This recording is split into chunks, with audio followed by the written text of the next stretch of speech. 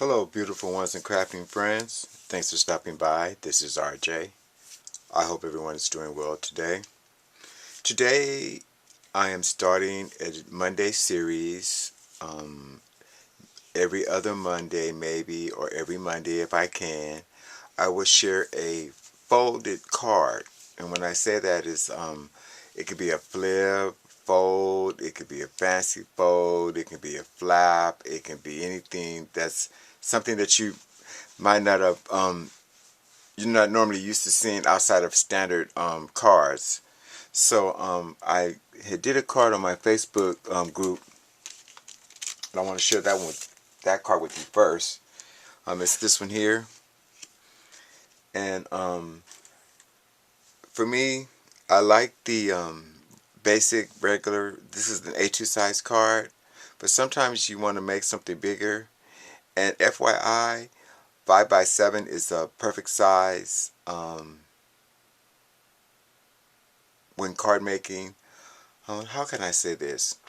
Most of the times when you go to the post office and you want to send something through the mail, well, an A2 size, which is a 4 1/4 by 5 1/2, in an envelope without the embellishments, it can go through with a basic regular stamp, forever stamp.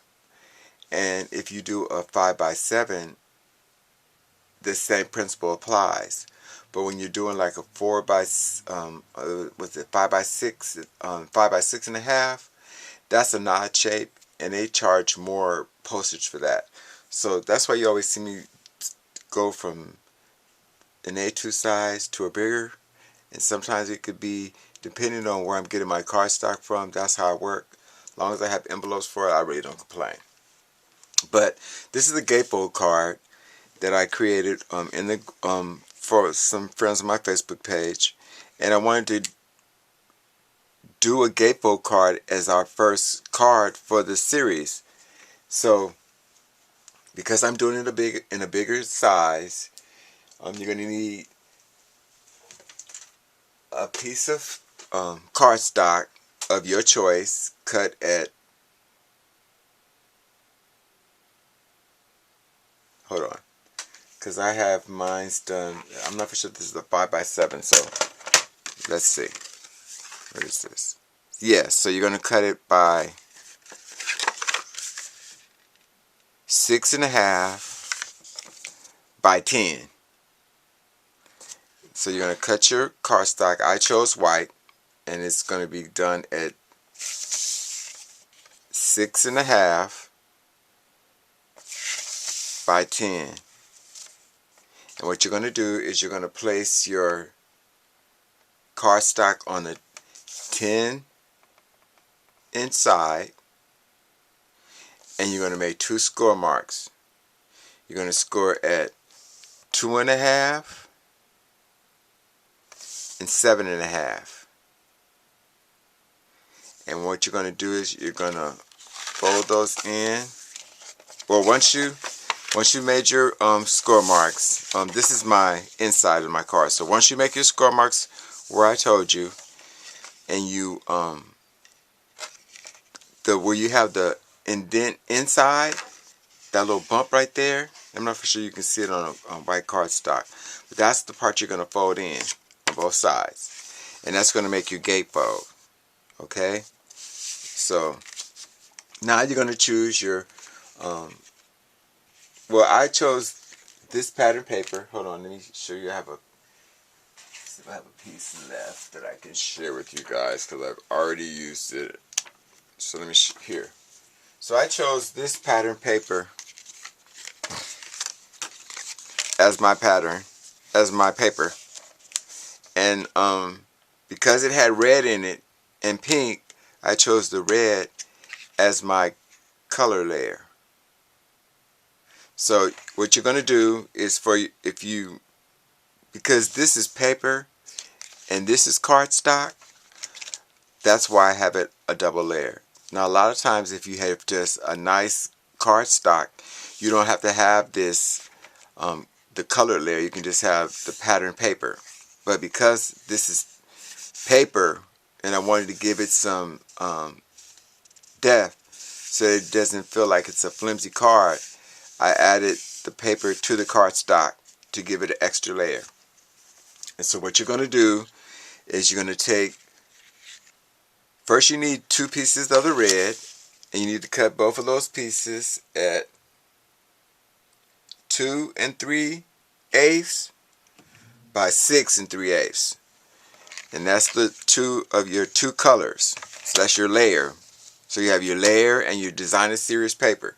So now you have your layer. Now we're going to flip it back over, and this is the designer series paper. It can be cardstock or pattern paper, or paper.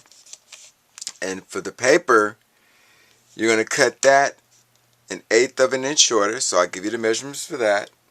You're going to cut that at 2 1/4 by 6 1/4, and you need 2 of those, the same thing.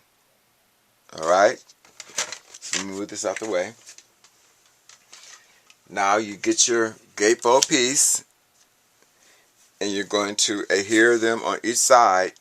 So when you adhere these, you guys, mine has 1/8 of an inch border all the way around on my pattern paper and my designer series paper, and it's going to leave a border around my card as well.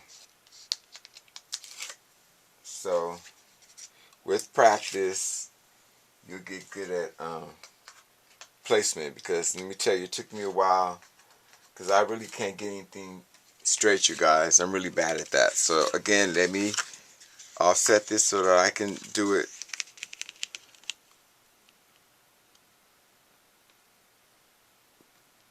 Let's see, we should be about right. Okay, and then the other side. So again, you guys, what I normally do is that I will pick a pattern paper that I like, just so you give you some idea how to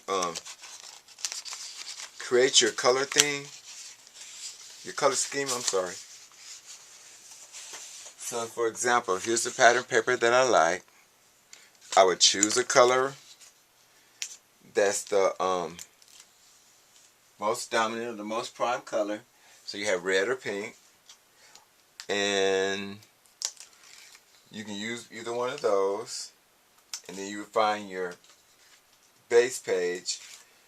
And when I say base page, that means your base that you're using to create your card on. Oh, I'm sorry, you guys. Your base page that you're using to create your card on. Here, let me lay this one on next, you guys. It's difficult to see when you have a camera all in your face and on your head and everything else. So practice makes perfect, you guys. Practice makes perfect. Okay, so that's what it looks like when you've completed those 2 parts. Now I have an embellishment, and I cut this with the Spellbinders classic classic circles. This is the small circle die, and this is the small scallop die, and this is the largest in the small collection. And so I use some pink and white cardstock from Recollections. Again, you guys, all cardstock is Recollections, unless I specify elsewhere. Okay, so here's my embellishment, and I want to make sure that it's centered. And oh, I'm sorry, what I did is that I put adhesive on one side of it so that it will adhere to this side, and it won't stick on that side. So that's why I have it done that way.